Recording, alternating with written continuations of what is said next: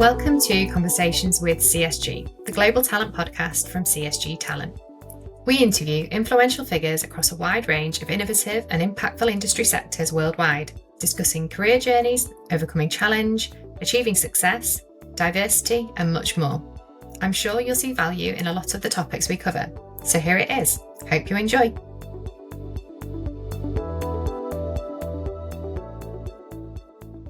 Welcome to Conversations with CSG. Today we're joined by Jeff Knutson, General Manager at Titan Machinery.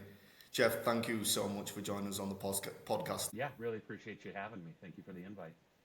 And if you don't mind, Jeff, introduce yourself properly to the audience, who it is, what you do. So my name's Jeff Knutson. I am the General Manager of Titan Machinery in Denver, Colorado. Been in the equipment industry since the late 90s, mainly on the agricultural side for the first 2/3 of my career, and then on the construction side the last third of my career. Excellent. So, Jeff, you've lived and breathed this industry for the most part of your career. What are some of the most significant changes you've seen throughout your time? Probably number one is technology.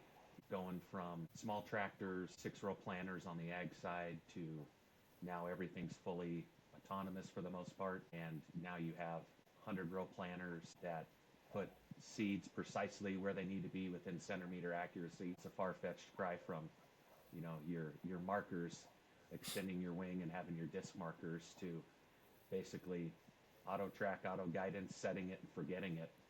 And some of the farmers I talk to say it's almost boring now. Because it does everything itself. You basically got to raise things, turn it, and off you go.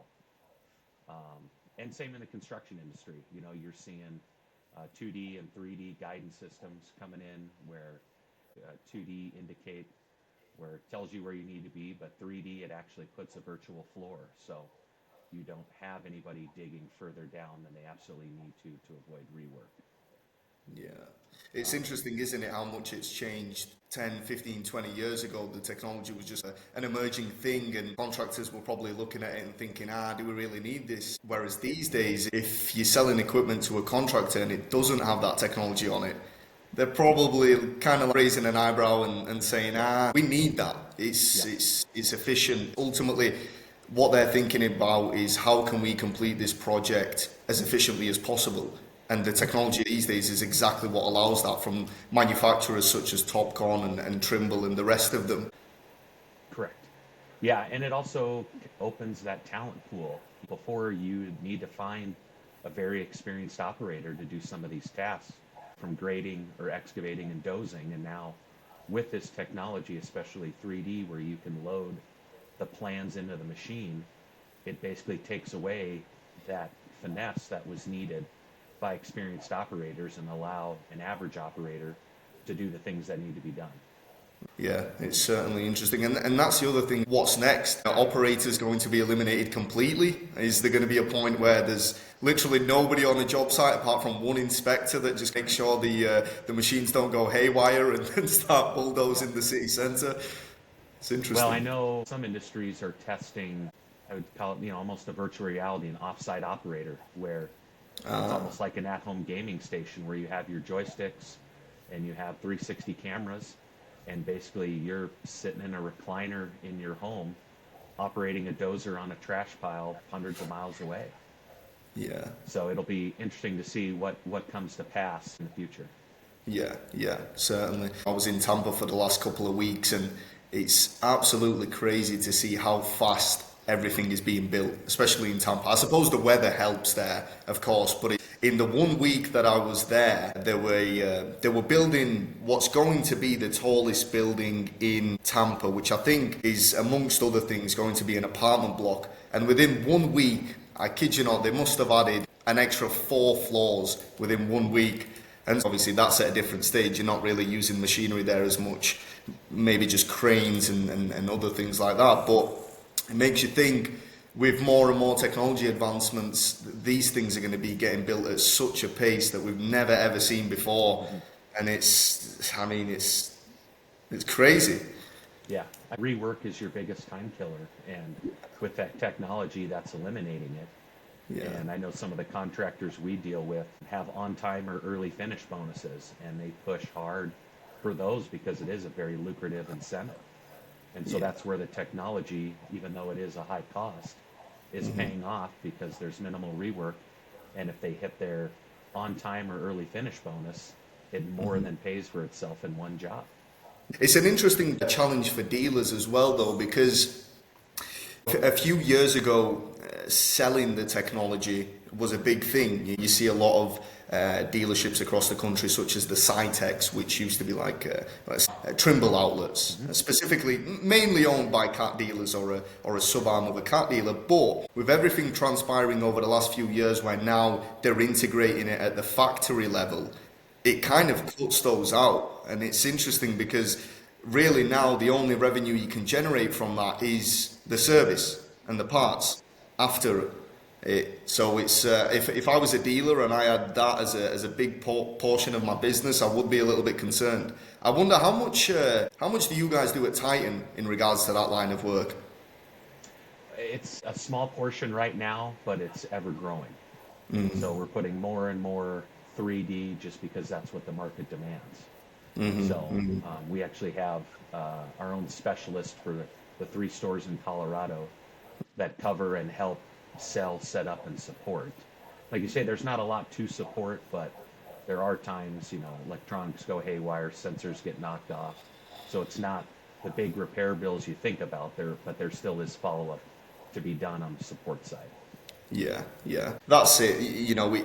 It'll likely be a much bigger part of your business, but it's ultimately how much resources a company's dealership is willing to invest into that part of the business. I've got dealers that I have worked with throughout the country. One, namely, Murphy Tractor and Equipment. They're a John Deere dealership in Ohio and Kansas as well, that part of the country. And they really went full steam ahead on machine control, and they invested a lot. They've hired a lot of people, and now they're one of the more successful Topcon and now even Trimble dealerships in the country. But there's others that perhaps haven't invested as much time and resources into it, and you can actually see the result of that as well. I'll be interested to see how Titan approach that, being the large company they are as well, though, right? That's another challenge. Yeah, I think that the money and dedication is there on the Titan side. I know we have a lot of GPS experts on our Case Agricultural side. A lot of our construction integration is really going to be determined by Case and when they start integrating more stuff from the factory. That's what I would like to see versus us installing it after the fact. And I know there's plans, I think, starting next year to really push for more integration from the factory on that stuff, which will really be beneficial. And I don't want to say force our hand, but get us to the position we need to be on the precision side to be able to support it. Interesting. Definitely something to keep a lookout for. Well, Jeff, I want to ask you a little bit more of a personal question.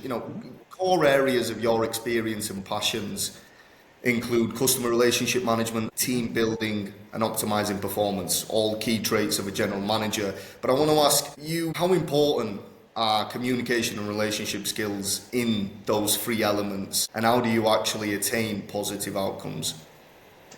Very important. Communication is key. I mean, you get lost without it, or you have multiple people doing the same things. So I do a lot of team meetings and encouraging people to stay in their lane, especially on the sales side, with their income dependent on the outcome of parts and service.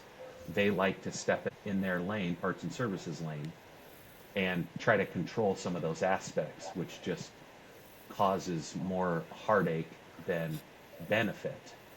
And so getting guys to realize that, trust the process that we've instilled, let things work out, and if we need to step in, we'll step in.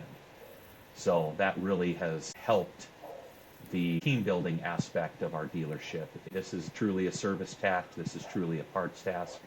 All you're doing is slowing it down by asking more questions or following up. Trust the process. If something goes wrong, we'll identify it, address it, make sure it doesn't happen again. Interesting. And that's it. I think process it's a crucial part, especially of a successful dealership. I was talking with a president of a large construction equipment dealership that I've recruited for quite a bit over the last couple of years in West Texas, and they do extremely well for themselves in terms of performance. And I asked him, what is it that makes your dealership successful? And he said, Alex, we have taken on board the processes and the systems that our OEM instills in us, and we've invested the time and the effort to actually implement those within our business. But not just that, we keep our people accountable of using those things to their advantage, because ultimately it is to their advantage. It's to make their life easier, it's to make them more successful in their own area, and it's kind of a case of if either you use them or maybe this isn't the right place for you. And that's quite extreme, but the point they're trying to make is these are there to help you. These are things which will make you more successful. And the other part as well is that when things inevitably go wrong, because they will at some point, when you have a process in place, you can figure out exactly where that went wrong, and you can then make sure that that doesn't happen the next time. Right? If there's no process, and it's an industry where there's people that have been around for an extremely long amount of time, and they might just take on the mentality, well, I just do things how I do, and that's that, Whereas it's tough to understand where things go wrong when you operate in that way. Processes and systems eliminate that, right? Correct. It just builds consistency. Nothing ruins a team more than inconsistency with the same issue. Well, this time I did it this way. The next time I'm doing it this way, and that's that wing it mentality. And when you put those processes in place, exactly, you can see where the bottleneck is, where the failure was, and take corrective actions to fix that. Was it a mistake, an oversight, etc.? And hey, here's where we went wrong, and this is how we're going to change it, or where we need to do better. So totally agree with that statement. Yeah, and especially in departments like the service department. I mean, it's crucial to be as efficient as we possibly can, and that's what will allow that to happen, right? Yep. When you get that versus techs looking up their own parts versus going to their dedicated parts counter person, that efficiency is huge, and that's what we're all graded on at the end in the service department and as a dealership, is how efficient are you techs? Yeah. And eliminating a lot of those unnecessary steps when you have processes and people in place really help that. Yeah. Jeff, you're a general manager at a dealership, whatever dealership it may be, agricultural, construction equipment, whatever, must balance the needs of three key profit centers: sales, service, and parts. So how do you personally structure your time and your leadership style to ensure all three departments are running optimally without viewing each other as competitors? Kind of go back to the policies and procedures. Like you say, each department is a profit center, and they've got to atone for their sins, so to speak, if they make mistakes. Too many times I see dealership leaders, well, parts is doing really well, service is not, even though it's a service issue, we're going to ding parts, or we're going to ding sales. And in my opinion, that's not how it needs to be. I divide my time up on where it's needed. And currently at my dealership, our parts department is doing very well. They've got a great staff. I got a great parts manager, 2 great parts counter people. So I tend to leave them alone unless they need help or an issue.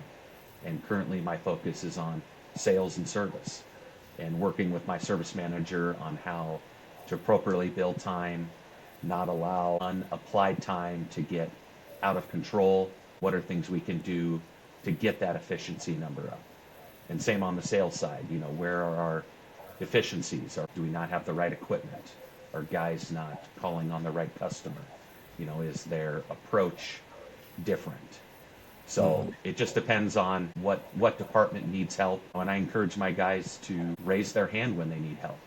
I could be focused solely on service, and I don't want parts to flounder just because they know I'm busy. Hey, please raise your hand. Let me know you need help. This is something that I don't understand or I don't agree with. And then I'll divert my time and make sure they get taken care of. Interesting. And how does the leadership style change? Because you've got, I'm more referring to sales and service, I think. You could include parts as well. But salespeople and technicians, typically you've got very different personalities, very different attitudes. And so how do you adapt your leadership style and change it between the two, if you do actually? Or do you try to keep it quite consistent? I try to figure out what works best for each individual person. I don't believe there is a set path straight for sales management, and same with service. Service department, I'm working with my service manager to identify strengths and weaknesses of every tech. And if we've got a tech that is not as experienced, why don't we change him and have him do more service related items instead of having our highest paid tech, most efficient tech doing a basic service on a machine? And same on the sales side, figuring out what guys are good at, what are not. I've got one guy that is great with people that he knows, but then when it comes to cold calling, just can't do it. So it's all right, let me go with you, adapt, this is how I do it, and then trying just to figure out what is going to make him comfortable to get more results out of him and to make him be able to go in and cold call better. Interesting. That's it. Of course, what we do in recruitment is very different to what you guys do in the equipment side and as a general manager. But I think there are similarities. In our line of work, it's the same thing. When you, say for example, I began managing an individual now and he recruits within the material handling space. And at the start, that's what it's about. It's about going on the client meetings together, so that he can see how good meetings should go and then use that and pick things from that and then understand, okay, well, this is what works, this is what doesn't, and this is how I combine it with who I am and what I'm good at. And it's probably the same for you when you're going on these sales calls and you're performing in front of the customer and they're watching and seeing how you do it, and then the next time they can go out it and they can almost mirror what they saw from you and what made that call a successful one, that sales call, right? Very true. I actually just did that with two of my sales guys last week. There's a difficult customer that we're trying to sell a piece of equipment to, and I brought two of my younger sales guys along just to experience what it's like when you have a difficult customer that is dragging their feet on what they want to do, because nothing beats having them there and experience it in person. And I try to do that as much as I can to show these guys, hey, don't be afraid of these. Stay calm and collective, and this is how I handle it, and exactly what you said. Hopefully they soak up that knowledge and can mirror it the next time they run into that situation. Yeah, well, that's it. You can discuss theory all you want, but ultimately until you put it into practice, you ain't gonna know, right? It's sometimes it's trial by error. You have to go out there, you have to make mistakes, but I think when someone like yourself is there along for the ride and you can demonstrate what a good one looks like, well then it kind of eliminates the chances of those mistakes happening as often. And that's the thing with your line of work. I've heard salespeople and other positions within dealerships say the same thing. With customers, you truly get that one chance, that first impression. If that first one doesn't go well, who knows when you'll get another opportunity? Who knows when they'll say, yeah, I'm at the yard, come and sit down with us for a coffee and come meet us. If that first one goes really badly, then it may be a year, it may be 2 years until you get another chance. And meanwhile, one of the other competitors gets there and they build a good relationship and that business is gone. So by going on those sales calls the first time reduces the chance of a bad one and ultimately increases the chance of winning business and growing the company or growing their individual performance even. Yeah, and it just helps them gain confidence, when you coach them up, make them understand this approach, and not every customer you can do the same approach, but learning to identify how they need to approach these guys just helps their confidence and makes their chances of success that much greater. Yeah. And as a salesperson, confidence is all that you have, truly. An unconfident salesperson is a bad salesperson. And that applies to salespeople who are new and salespeople who are tenured and have been doing it for a long time. Once you lose that confidence and it happens, you have a bad streak, you can't make a sale. It's happened to me. I'm sure it's happened to every single salesperson out there. So absolutely, confidence is a crucial element. I want to ask you a little bit more about a specific part of your dealership, and that's inventory management. So inventory management in heavy equipment is obviously a massive risk, or at least a massive consideration. And so my question is, how do you balance the pressure to have large equipment ready to sell with the financial risk of overstocking, especially given today's supply chain volatility? I know that it's calmed down a little bit since COVID, but still, how do you balance that? A lot of reports, a lot of data generation. I am a stickler for data. I love diving into data. I look at market share numbers, industry numbers, and monthly, and put together my own reports to help me try to make the best educated decision. And unfortunately, even with all the data, things change on a whim, and it's not always accurate. But the ability to adapt to the changing environment is how I think we take those more calculated risks, especially with the price of equipment just skyrocketing. We're in the scraper tractor business, and those scraper tractors are starting to push $750,000. And it's making sure that I got to have homes for this stuff and what's the demand, and managing my fleet properly to be able to sustain having those on my lot, because if they sit, the interest is just going to eat me alive. And we're fortunate enough now, the guys have done a great job at my store getting into those customers that utilize those, where I have 14 of them out and only one sitting currently. But mainly it boils down to data analysis is how I look at it.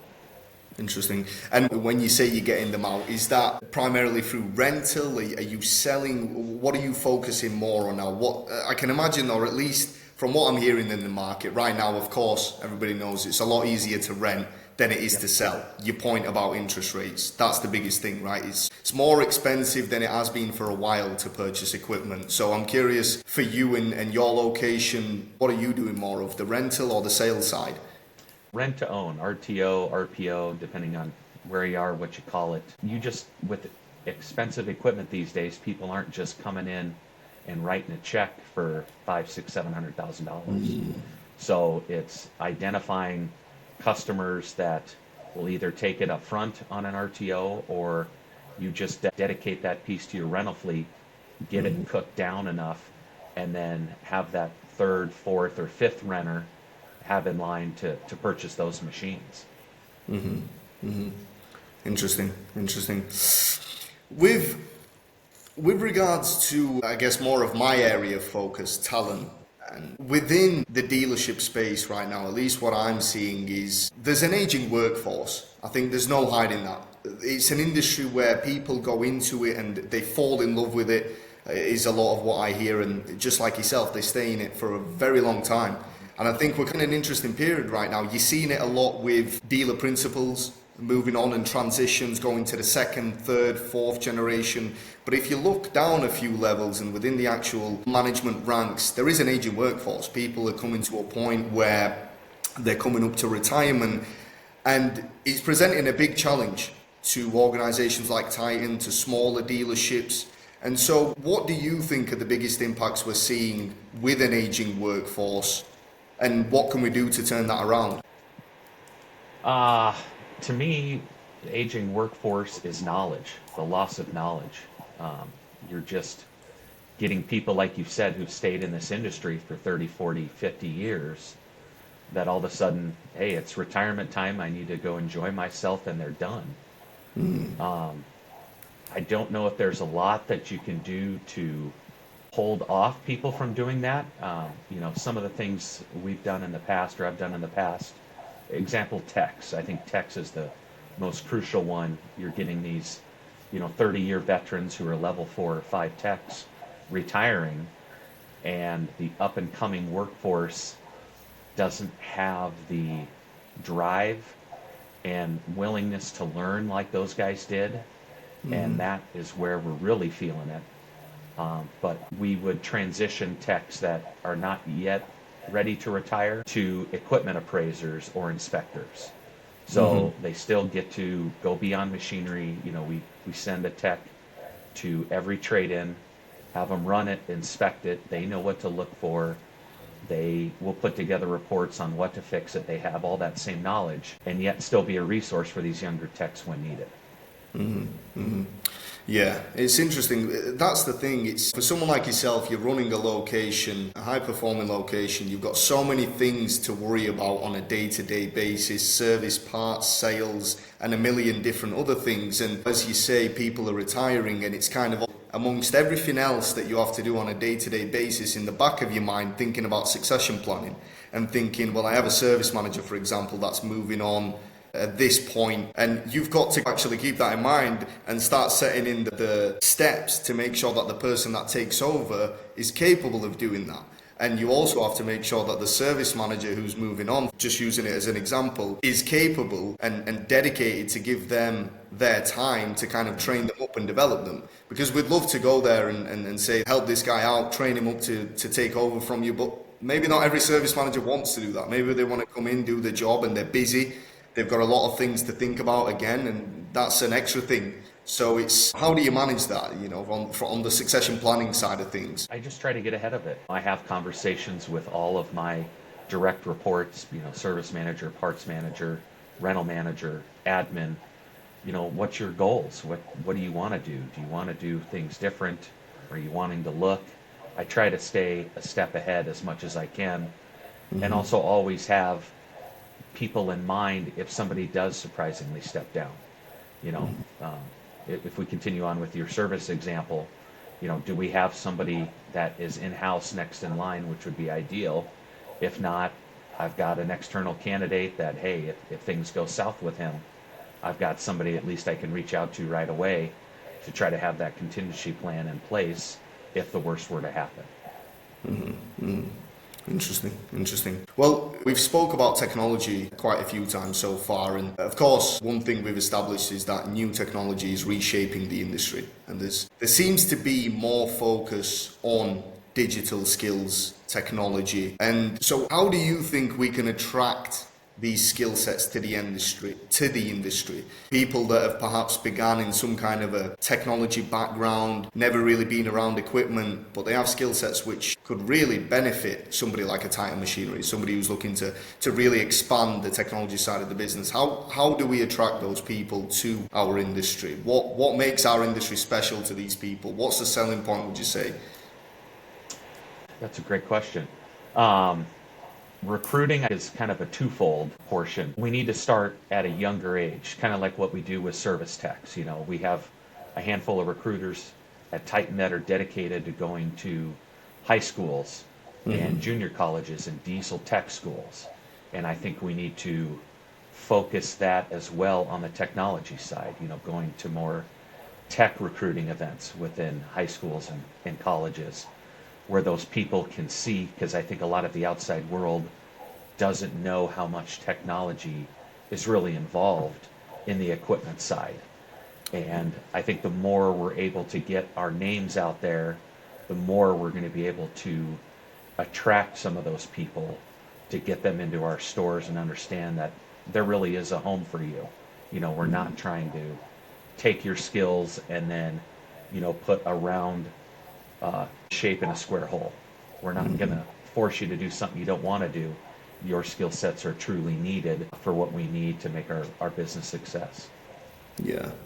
I think if you take your mindset and you apply that across the industry, I think it would drastically improve that. Because for organizations like Titan, massive public dealership, one of very few public dealerships, and of course far advanced in many areas than some of the small mom and pop shops that you see where it's a 1-2 location dealership where technology is not really a thing that they're going to be thinking about. And I think that's where perhaps if I was 3, 4, 5 years younger and I was looking at the dealership market, for example, or the construction equipment market, specific to dealers again. Of course, on the manufacturing side, I think it's completely different. That you're talking about some seriously big organizations, Case, Cat, Komatsu. But when we're looking at dealers, you look at it and you see a warehouse on the side of a highway selling a bunch of machinery. There's nothing that makes you think, damn, I bet those guys have some cool technology. But I think it's as you say, if we start at a younger age and we're more vocal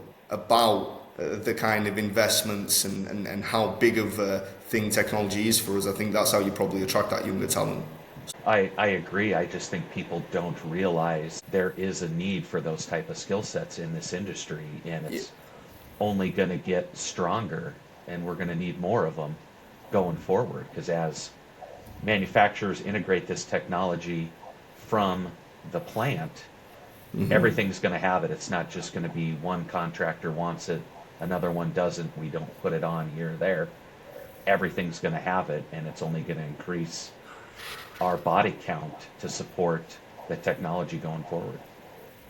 Yeah, absolutely. I've heard that Titan have recently developed an AI platform which will impact the speed and efficiency of orders/workload. With what you know, tell us a little bit about how this will benefit dealerships and the rest of the supply chain. I'm very excited for it. Basically, it's going to be a database where all of the service work orders are inputted. Basically, you can ask, it'll be an AI platform, ask it a question, and it'll search everything and find specific answers. So if you're putting in that engine sputters at idle, you type that in for your specific model, it'll actually bring up past work orders, parts, try to pinpoint what you do first instead of taking the steps that you normally would. Well, we're going to check fuel pump, and then we're going to go to pressure, and then fuel filter, I think it'll reduce our diagnostic time, reduce repair time, and then also give us better data to stock things based on our machine population and what issues we're seeing in parts. The asterisk I put on that is you get out what is put in. And that's the part that I'm going to be interested to see, is that is going to rely a lot on the service department putting in good stories to that database, to where if it's a very basic question, it can still generate a good answer. So techs are going to have to, instead of writing 1 or 2 liners, are needed to put in a full story.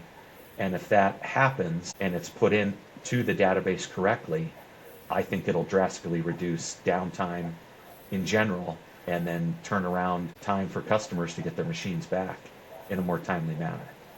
Interesting. Well, that's it. I was going to go on to kind of being critical. The limitation of that AI platform, I was going to say, was it's heavily reliant upon data, and how do you ensure that the right data is entered? Of course, you've answered that there. It's training, right? Because that's what's going to have to happen, is these technicians are going to have to be put aside a little time so that they can understand the platform, they can understand the benefit of that platform, and so that when they do use it, it's used properly. Otherwise, you've invested a lot of resources into a system which has the potential to be fantastic if used properly.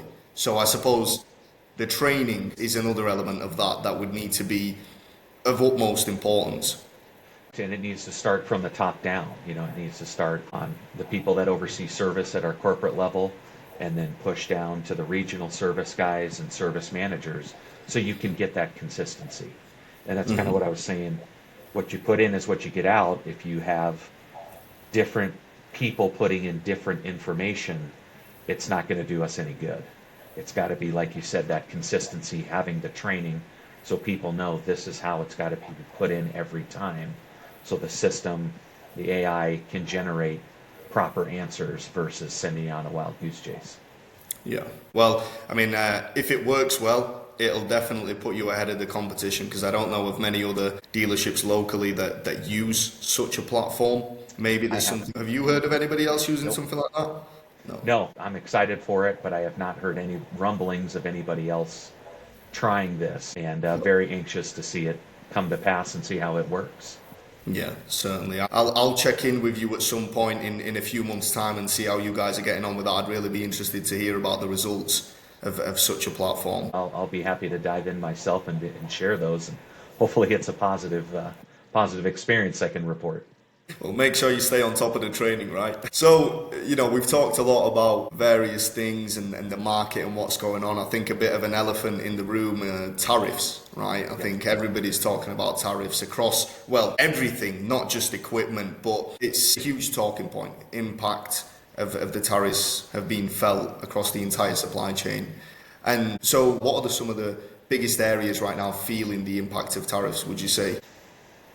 Parts is probably the biggest area, at least looking at my dealership. We've had tariffs, material surcharges, however you want to call it, of up to 35% on parts. Wow. So it's hurt more there than anything else. You look at the whole goods side, anywhere from 2 to 6% is what we've seen. And it's nice, at least on the case side, I know they're trying to spread them out. So, for example, if a backhoe coming in from overseas really gets 10%, they're only putting 4% on it because we get combines and tractors and some of our small equipment made locally where there really isn't a tariff. Yeah. So that's been a bright spot, is that we're not having one product line just get priced out of competition. It's being spread around, but I have heard of certain manufacturers not importing models because the tariffs are so high. So they basically didn't discontinued sales in the US.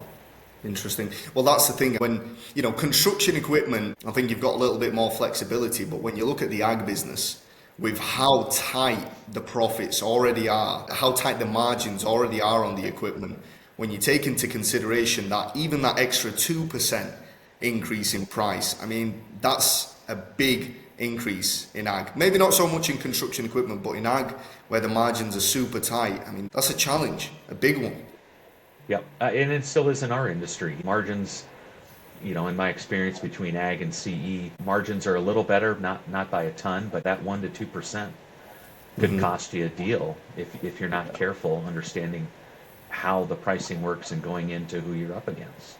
Yeah, and that's it. And it's interesting to see in our industry as well, because you've got some fantastic manufacturers of equipment who are... The one example I can think of specifically is somebody like a Wirtgen.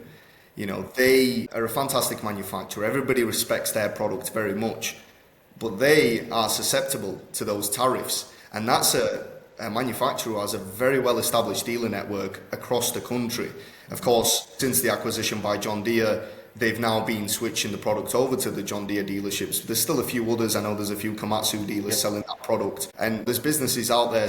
There's a dealership in Texas, a Kirby Smith Machinery, who a lot of their products are all fantastic products, Komatsu, Wirtgen, and a few others, but they are all susceptible to tariffs. So I can't even imagine what a dealership like that has to deal with when they're seeing these tariffs go up every day.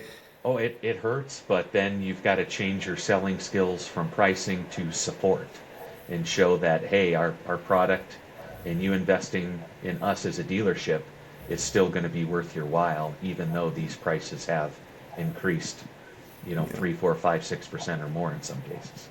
Yeah, well, that's it. That's where parts and service, as they say, you might sell the first piece of equipment, but to sell the second one, it's got to be parts and service that'll do it for you, right? Something along those lines. No, that's spot on. I preach to my team, it's how you respond in the wake of an issue. I don't care how many issues there are, it's all about how we respond to parts, finding it another local dealer or next day airing it, to service, moving things around to be able to get to this customer sooner.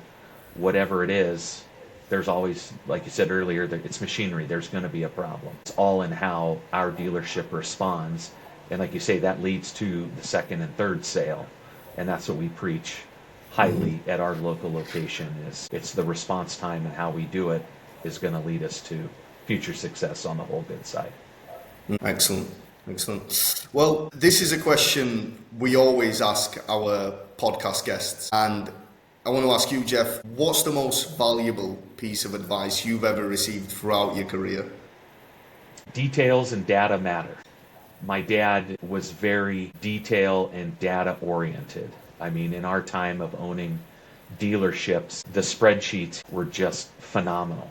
But he could predict a lot of downturns and upturns based on prior market data. And he instilled that into me big time of don't ignore data and don't ignore the details, because like we talked about earlier, if you ignore the detail, it's kind of a wing it mode.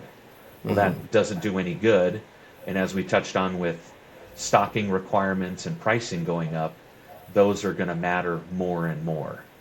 And so I try to focus on data and details more than anything, because then that leads us to better decision making across the whole dealership and taking care of our customers better, and ultimately growing market share, which what we're graded on the most. Yeah, that's interesting. I have to be honest, I am very bad at setting up data documents. Not so bad at setting them up, I'm bad at tracking them. I do like looking at data. For me, in my job and leading my team, it's crucial because you have to understand what somebody is doing and when they're doing it and how they're doing it. And so that helps you understand from a factual basis what's going on. Of course, you don't want to get lost in the data as well, right? You want to understand what's actually happening in reality. But the detail part, I think, although, again, I don't want to pretend that I know what it's like to be a general manager of a branch, but I find similarities in what I do and what you do in the detail part. It's extremely important for me to remember every single detail that somebody tells me, whether it's a client, a candidate, and it's the same for you guys on the machinery side. A client tells you something about a project that is happening at this date. It's crucial to make sure that there is a note made of that so that when the time comes in 2-3 months, you look at your CRM, that project's coming up, let's go down there and see them and we get that sale. But without the application of that data and actually using it, you'd miss out on that. I also think it helps take out the emotional side of your decision making. I want to have, 10 350s here at all times, but does the market support that? Looking at the data, no. I think we can do it, but that's an emotional decision, not a fact data driven decision. And that's where I think those details really matter, is it helps you take the emotion out of it to make the best decision, or educated guess, as my dad would say, and what the future is going to bring. Well, it's a fantastic piece of advice. I'll keep that one in the back of my mind and try to improve my ability on actually keeping track of data. It's a love-hate relationship. When my dad would put them together, I just didn't understand it. I'm like, this just seems miserable. And the further along I get in my career, it's the same old story. Your parents were right. That data really does matter, and keeping track of it really helps your decision making, but also when people in my organization don't see how I'm thinking, it helps either prove my point or disprove my point, either way, of what they're wanting me to do. Well, you can't argue with data, right? They say so. It's definitely it's a good thing to have in your corner. Absolutely. Well, Jeff, thank you very much for joining me on the podcast today. It's been great to chat with you. There's a lot of valuable insights I feel I've gained, and hopefully the future viewers have gained as well. And once again, thank you very much. Yeah, appreciate you having me. It's been a pleasure. All right. We'll catch up soon, Jeff. See you.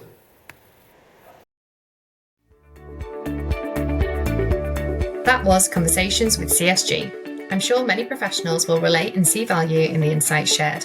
Stay tuned for further insights from industry-leading professionals on our podcast, Conversations with CSG. Thanks for listening.